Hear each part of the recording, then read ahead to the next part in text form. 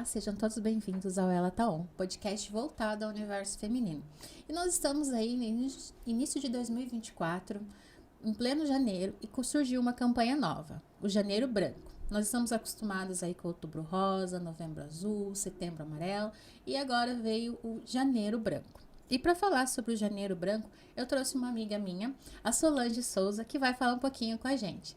Oi, Solange, seja muito bem-vinda ao podcast.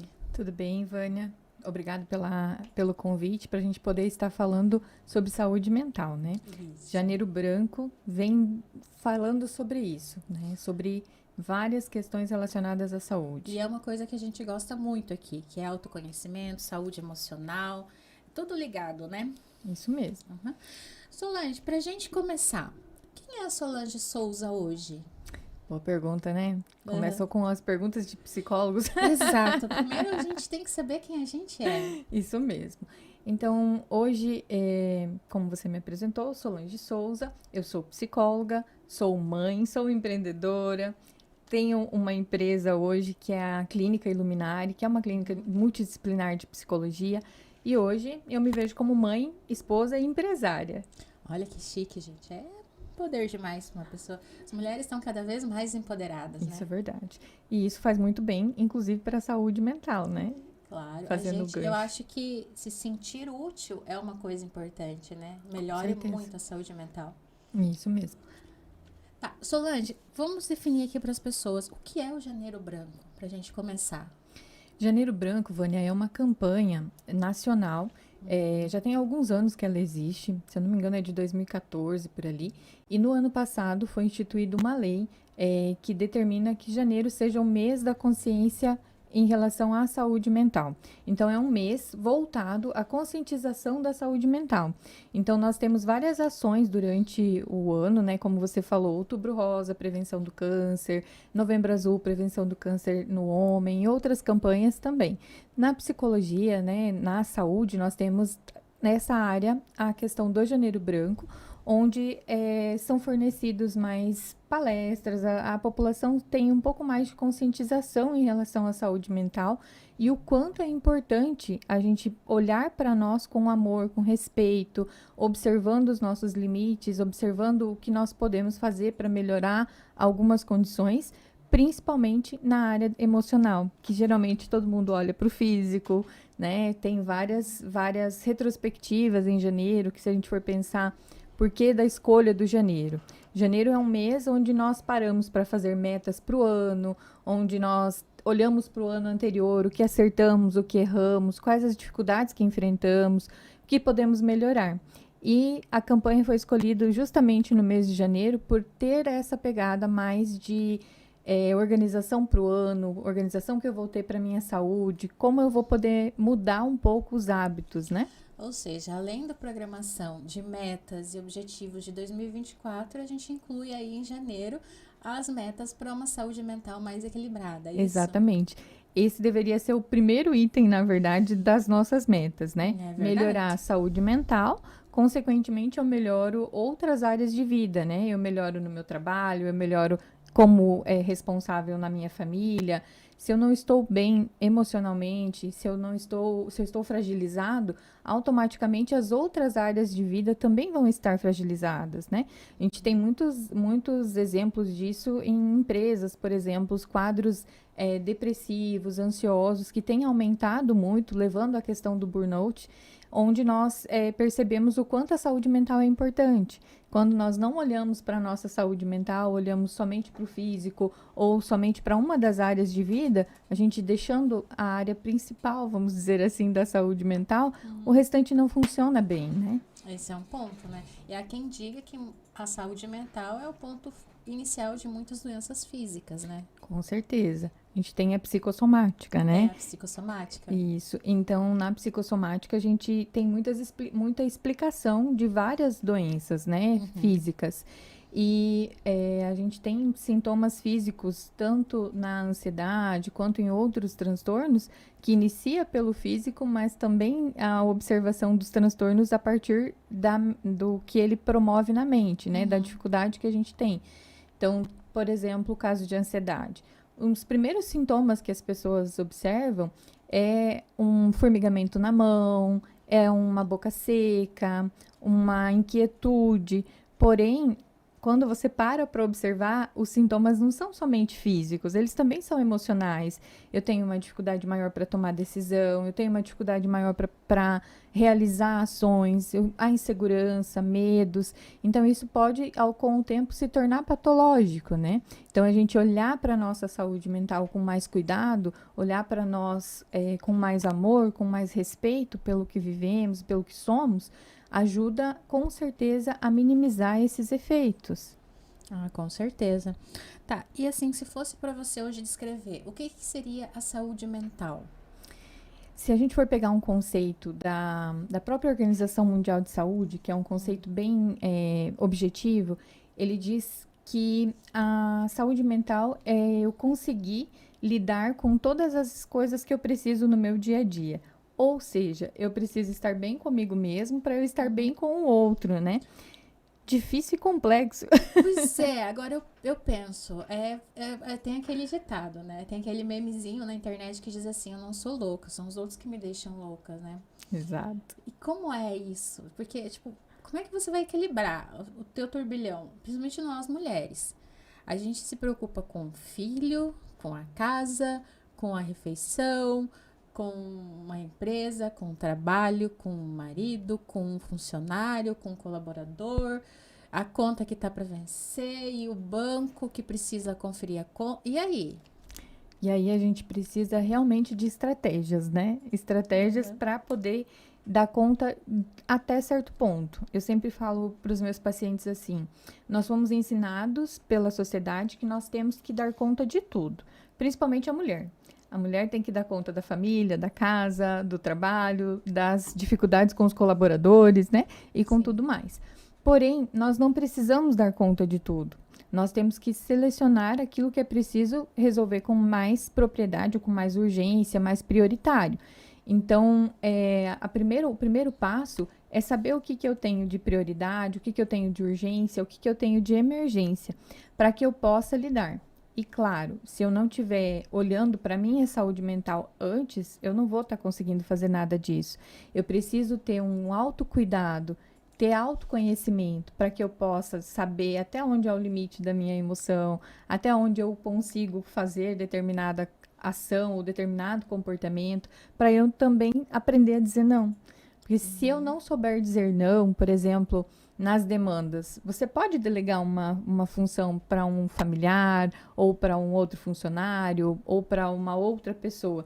E muitas vezes nós aprendemos que nós não podemos fazer isso, que nós temos que dar conta de tudo. E isso hoje eu digo que 90% dos casos que chegam para a gente na clínica chegam com essa demanda do imediatismo, de fazer para ontem, e também a demanda de não conseguir falar não. Seja para o chefe, seja para o namorado, seja para o esposo, seja para o filho. E falar não é uma das principais questões que nós temos que aprender. Nós precisamos nos impor, saber até onde é o meu limite, respeitar esse limite. E para isso é necessário autoconhecimento. Muito bem. Eu me lembrei agora de uma frase que eu li do livro do Isamitiba, que quem ama educa. E ele diz que, eu não me lembro exatamente da frase, mas ele em resumo, ele dizia o seguinte, que dizer não é uma prova de amor. Exatamente. Né? E dizer não também é uma prova de amor conosco. Exato. Né? Porque, que nem você falou, super mulher só existe na tela em Hollywood, gente. A gente já disse isso antes uma vez aqui, e é verdade, né? A gente não é obrigada a dar conta de tudo. Aquela mulher perfeita que recém pariu lá e tá na internet é uma foto de momento. Exato. Não é a realidade 24 horas, né? Uhum. E a gente tem que entender, separar essa, no meu ponto de vista, né? Especialista é você.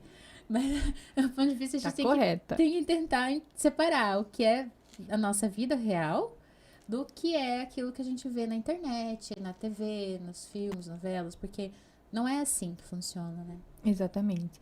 Essa semana ainda eu estava assistindo um colega psicólogo falar e ele trouxe a seguinte reflexão pra gente. Inclusive, a fala dele era: Tom Cruise não é o culpado. Tom Cruise é o culpado, desculpa. E chamou a atenção esse vídeo. Eu fui assistir, né? Tom Cruise, gente, é culpado? Como assim? Vamos entender. Um psicólogo falando isso, falei, já vem catástrofe em cima. Aí ele colocava justamente essa questão. Eles começou a seguir Tom Cruise por ser um ídolo dele e tudo mais. E começou a olhar para o Tom Cruise, que ele poderia estar nas férias dele em tal lugar, rico, milionário, num iate com não sei o quê. E aí ele começou a ficar com raiva dessa postagem, porque ele estava lá no final do ano trabalhando, fazendo as atividades dele e assistindo. E aí ele levou uma reflexão, né? Quanto Tom Cruise é culpado? Não, ele tem a vida dele, ele tem as demandas dele. Com certeza ele também tem problemas, mas ele não tá postando os problemas, ele tá postando a vida feliz que ele tem naquele momento. Mas a culpa é minha de eu querer seguir Tom Cruise e me comparar com ele. O que eu posso fazer a respeito disso? A comparação é outra coisa que nos faz sofrer muito. Eu não preciso me comparar com ninguém. Eu preciso ter a minha essência. Eu posso, sim, estar no meu momento feliz. Talvez não no iate, mas talvez num barco, numa coisa mais simples. E ser feliz da mesma forma. E eu acredito, só puxando o gancho da felicidade, que a felicidade ela é única para cada indivíduo. Exatamente. Né? Aquilo que te faz feliz não é o mesmo que me faz feliz. Com toda certeza. E a gente sabendo identificar isso já é um grande passo, né? Isso. Tanto que nós temos, nós dizemos que existem 2 tipos de felicidade.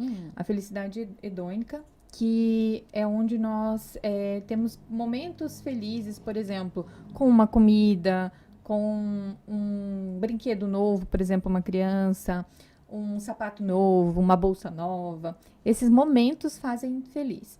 Mas nós temos a felicidade que vem além do momento, uma felicidade mais duradoura, que, por exemplo, a família nos traz, o trabalho nos traz, coisas que nos trazem uma felicidade mais detalhada e que nos possa levar a mais momentos felizes e não um único momento, né? Uma felicidade mais duradoura. Tá. E como a gente conseguiria equilibrar tudo isso? Tanto essas felicidades, porque a sociedade cobra e a gente se cobra.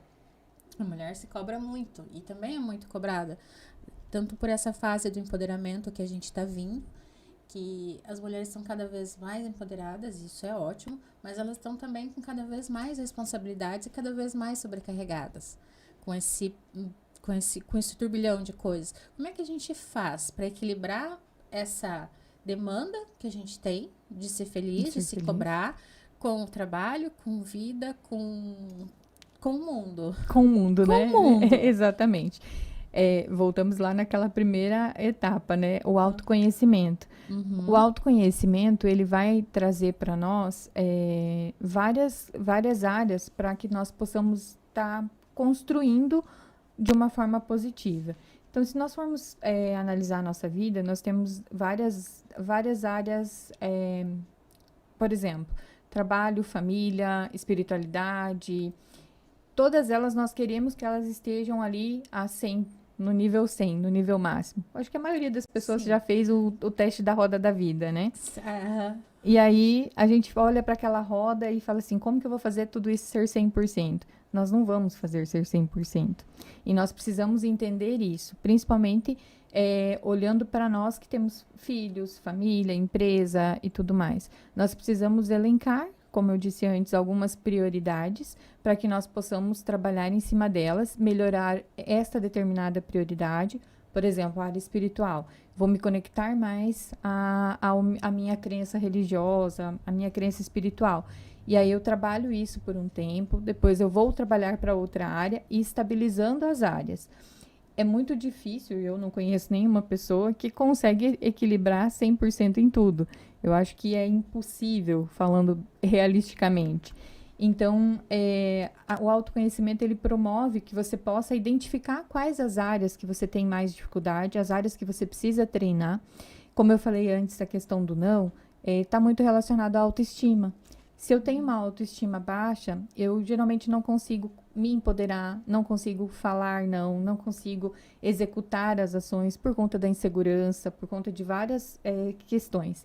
E na maioria das vezes nós olhamos para a autoestima pensando em beleza, em a figura que eu estou vendo. E não é só isso. A autoestima tem a ver com todas as áreas de vida, né?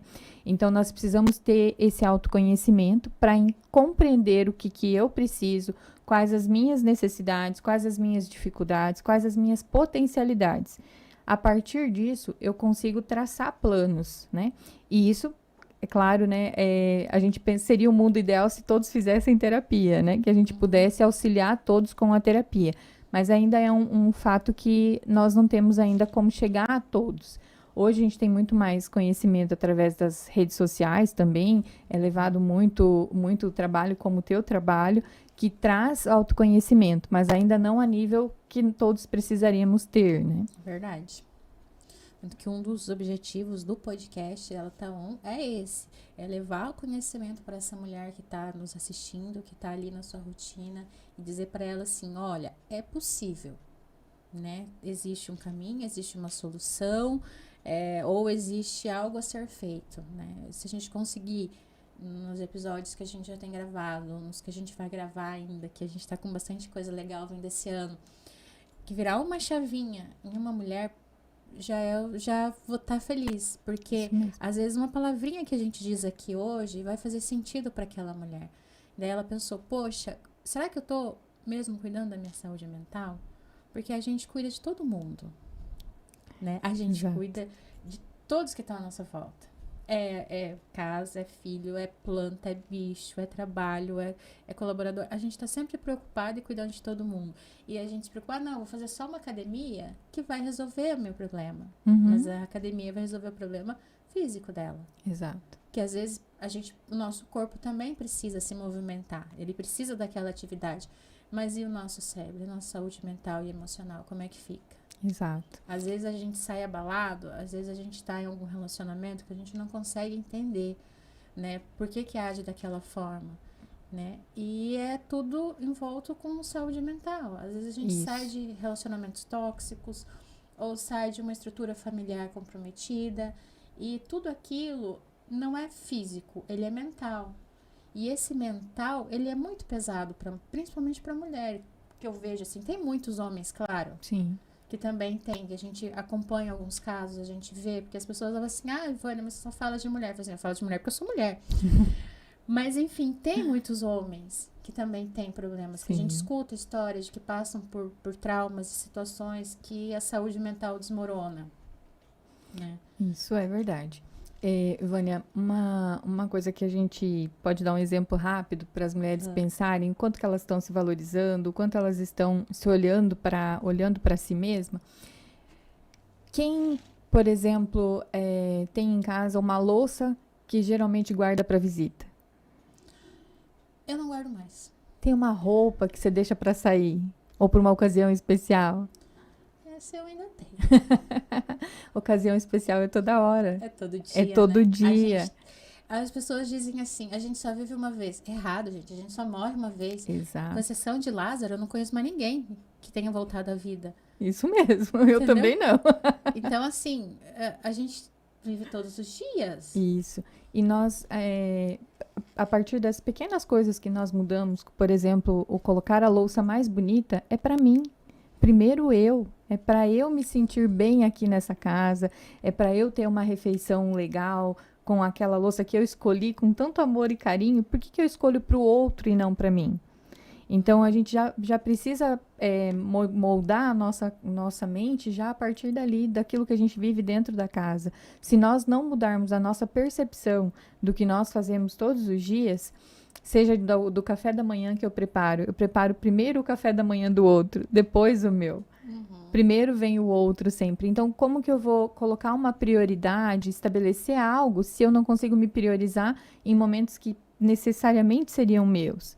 É aquilo que às vezes a gente fala aqui, é o se permitir.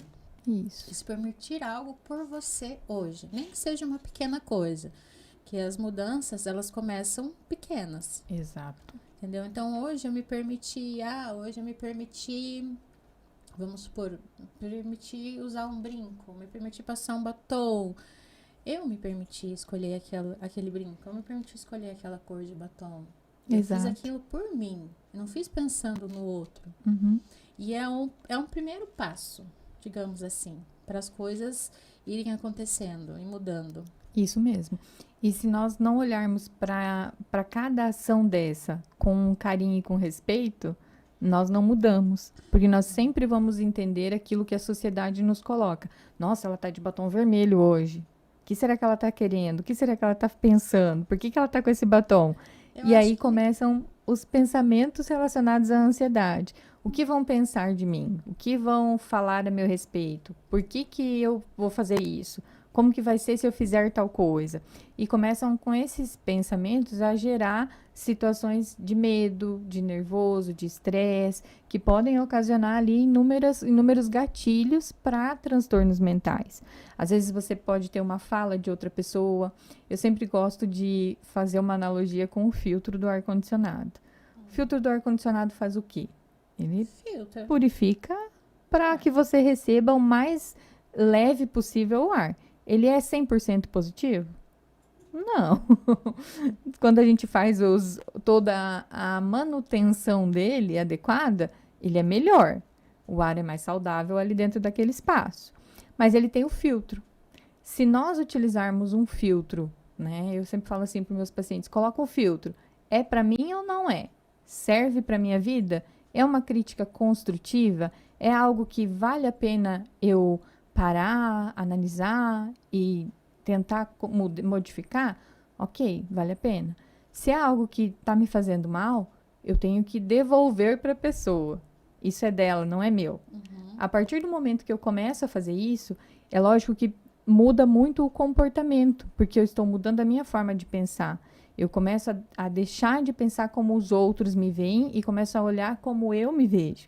Por isso que eu brinquei contigo no começo. A tua pergunta foi, quem é você nesse momento? Quem é você hoje? Hoje, porque amanhã a gente é outra pessoa. Você já vivenciou tantas coisas na vida, tantas etapas. Hoje você é isso. Amanhã você pode ser muito melhor do que hoje. Então, para que isso ocorra, a gente precisa ter modificações. E não adianta eu querer modificar o mundo. Eu preciso modificar o meu mundo, o meu espaço. Começando por ali, eu consigo melhorar a saúde mental. E aí eu falo muito isso. Se nós olharmos para nós e para o nosso espaço, a gente consegue ajudar muitas pessoas.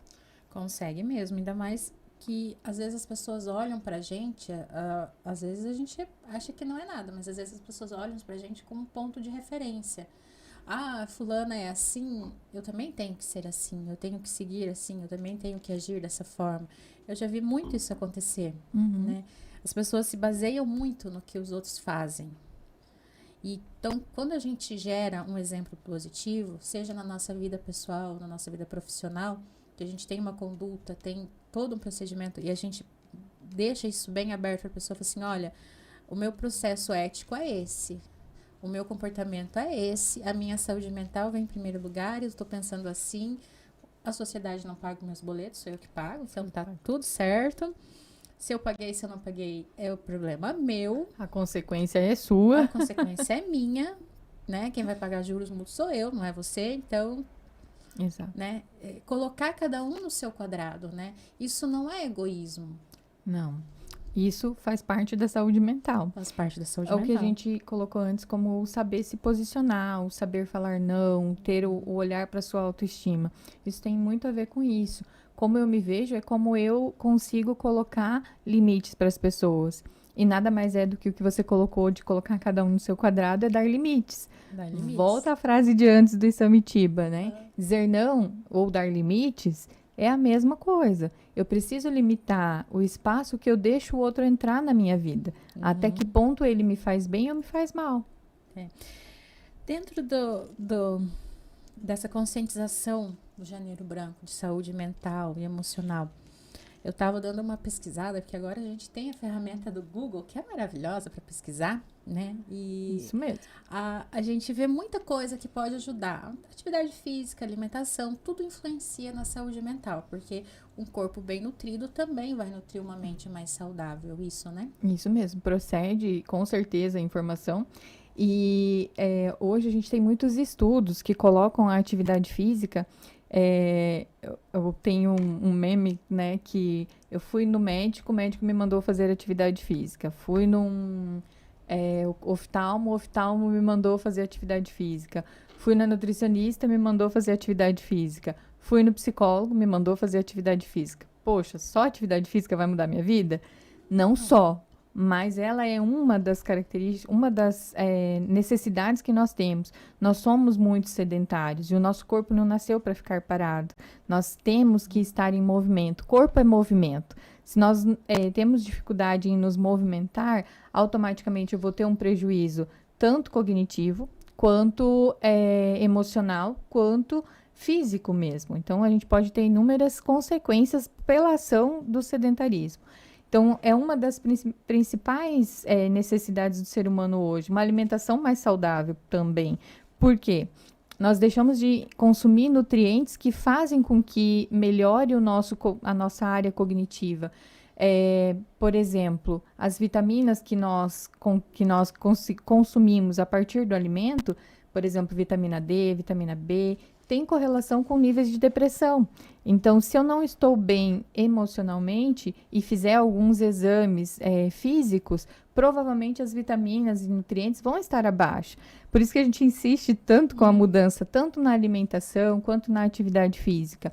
Independente de ser uma academia, que muitas vezes as pessoas não têm tempo para parar, e outra coisa, tempo é eu quem faço. Então, se eu não tenho tempo, eu preciso rever as minhas prioridades, porque muitas vezes eu fico 2 horas, 3 horas ali no celular, assistindo vídeos, coisas engraçadas que levam a uma felicidade rápida, mas que ao mesmo tempo estão me tomando um tempo precioso, né? Uhum. Então, a atividade física, a alimentação saudável, o olhar para si mesmo com mais amor, com mais respeito, respeitando as conquistas que eu tenho, por menor que ela seja, é minha conquista. Eu preciso dar o meu parabéns para mim mesmo por estar conseguindo realizar aquela atividade. É verdade.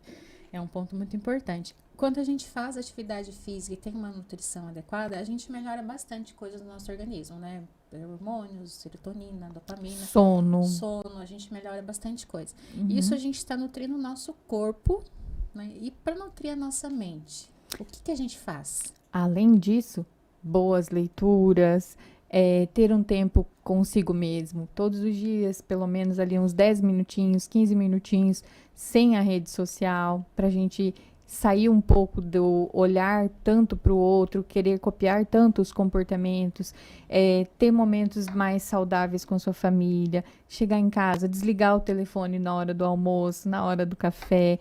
A gente tem diversos artigos que trazem hoje a questão da tela, do celular, o quanto interfere hoje na saúde mental, devido às pessoas olharem muitas notícias ruins, jornais, situações de desastres, tragédias, que a gente acaba não filtrando isso, acaba trazendo tudo isso para si.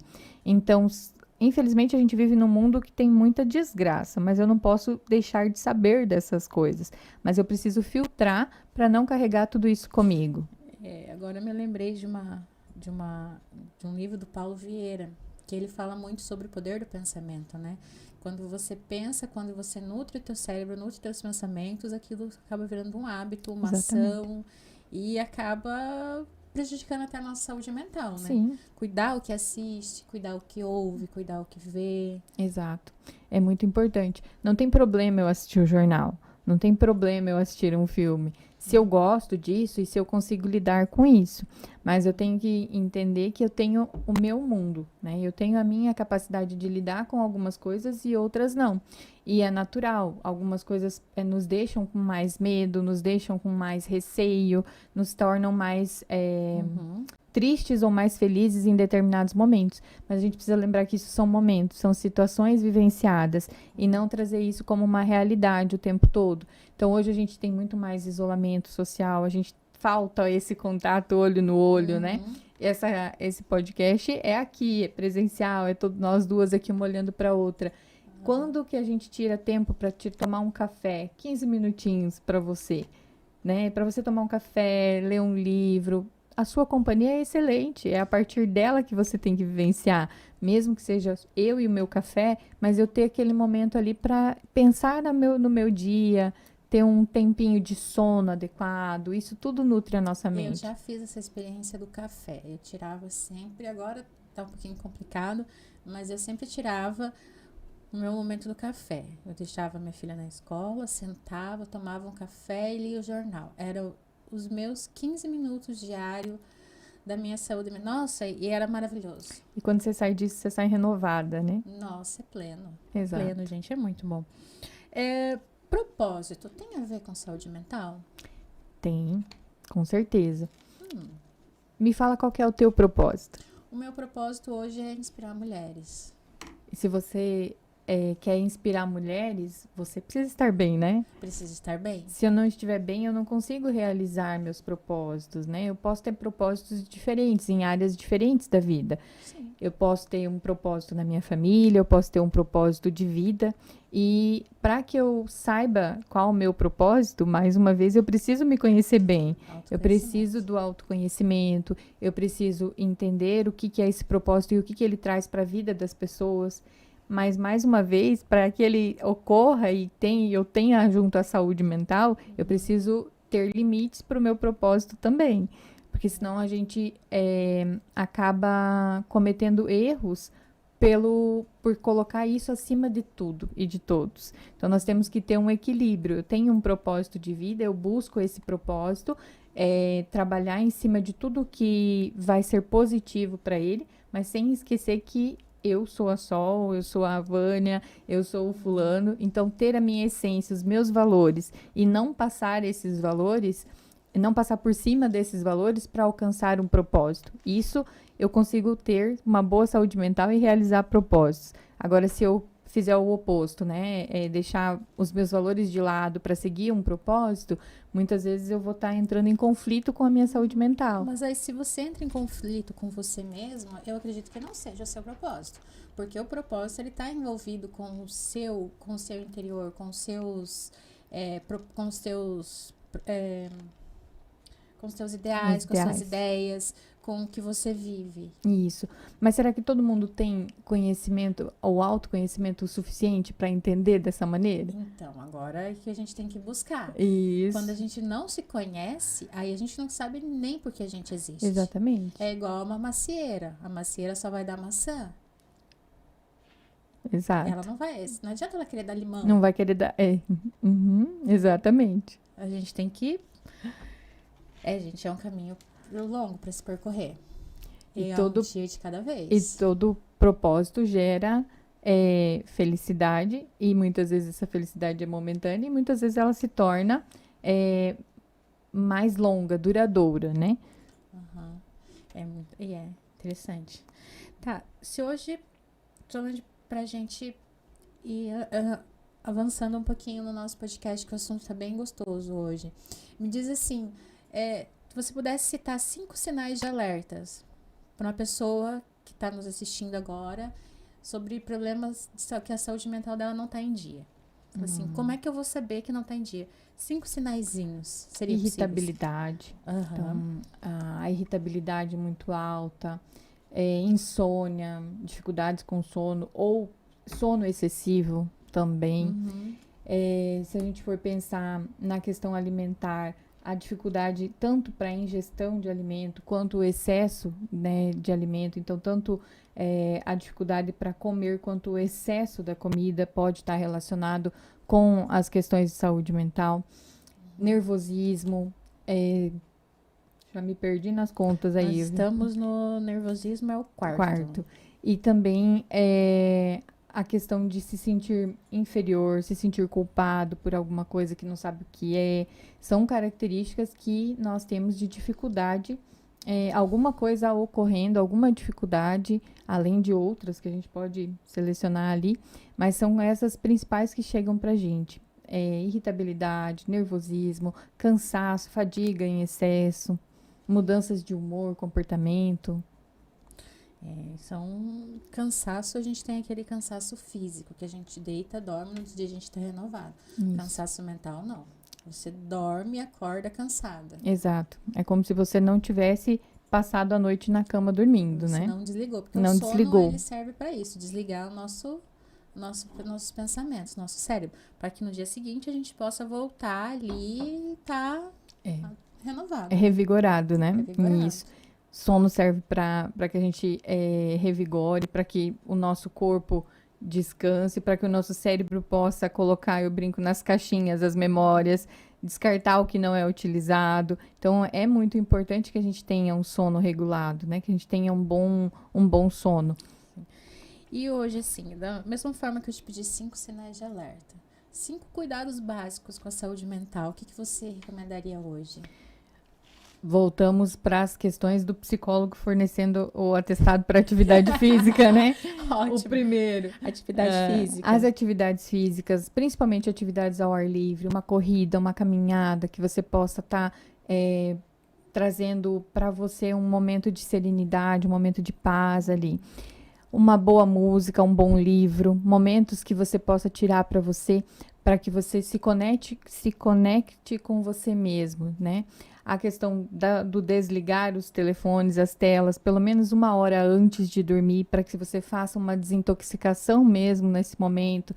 A gente fala muito em higiene do sono, né? Desligar as telas, fazer algo mais leve à noite, 1 hora pelo menos antes de dormir, ler um bom livro, conversar com seus filhos, contar uma história, né?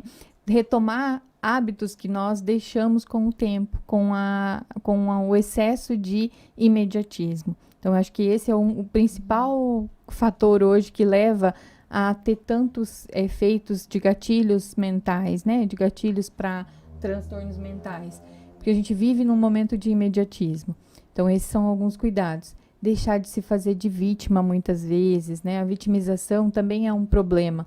Então, quando eu tomo as rédeas da minha vida e tento levá-la da melhor maneira, independente dos erros que eu vou ter no caminho, são aprendizados. Então, olhar para os erros como aprendizado e não como, eu errei, eu não vou mais fazer mais nada, eu vou desistir. Então, sempre buscar isso. E eu gostaria que todo mundo fizesse terapia, né? Porque terapia seria o ideal para todos. Mas a gente sabe hoje a condição, né, de cada um, mas é importante a terapia. A terapia hoje tem grupos de terapias, tanto nos CAPs, no posto de saúde, a gente tem profissionais que buscam, nas igrejas tem tido muito profissionais que vão fazer trabalho voluntário, quando a gente não tem condição de buscar o CVV, né, que é o Clube de Valorização à Vida, né, a comunidade. Então, nós temos outras formas também. Então, a terapia é um dos principais fatores hoje para nos auxiliar no autocuidado. E é muito bom, né? E acho que tudo começa pela conscientização da pessoa. Exato. A pessoa se conscientizou que tem um problema, se encaixou em algum desses 5 sinais de alerta. Assim, poxa, e agora? E a minha saúde mental, como é que anda? Né? Procura ajuda, né? Isso. Tem muitos pontos de ajuda. Isso. A gente sempre diz assim, se você tá com dor no peito, você vai aonde? Você vai Um cardiologista. A primeira coisa que você pensa é vou infartar. E não.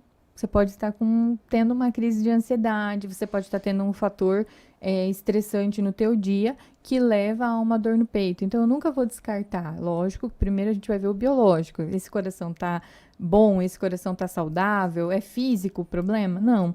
Muitas vezes ele é emocional e a gente tem a dificuldade de procurar um psiquiatra ou um psicólogo, um profissional que vai tratar a saúde mental. Querendo ou não, a gente ainda tem muito estigma em saúde mental. Existe muito preconceito ainda, né? Que as pessoas têm um conceito de que médico de louco, eu não tô louco, por que eu vou no psiquiatra, no psicólogo? Eu não vou tomar remédio, por que eu vou tomar remédios para ansiedade se não tô ficando louco e não sei o quê? E não é assim que as coisas funcionam. Eu falo, se você tem dor de cabeça, você toma um remédio para dor de cabeça, tua dor de cabeça passa, você fica bem. Se eu tenho ansiedade, e é um nível patológico, porque ansiedade todos temos, eu preciso tratar dela. E qual é a forma como eu trato? Medicamentosa, atividades físicas, boa alimentação, mudança de comportamento. E isso vem a partir da terapia também. Mudar a forma que eu penso para mudar a forma como eu me comporto. Esse é um bom ponto. Gente, vai ficar na descrição do vídeo o @, da Solange e da clínica. Se vocês tiverem alguma dúvida, ela está sempre disposta a Com orientar certeza. e ajudar e responder. E assim como a gente também está sempre por aí, né? Sempre disposta a fazer o que está ao nosso alcance.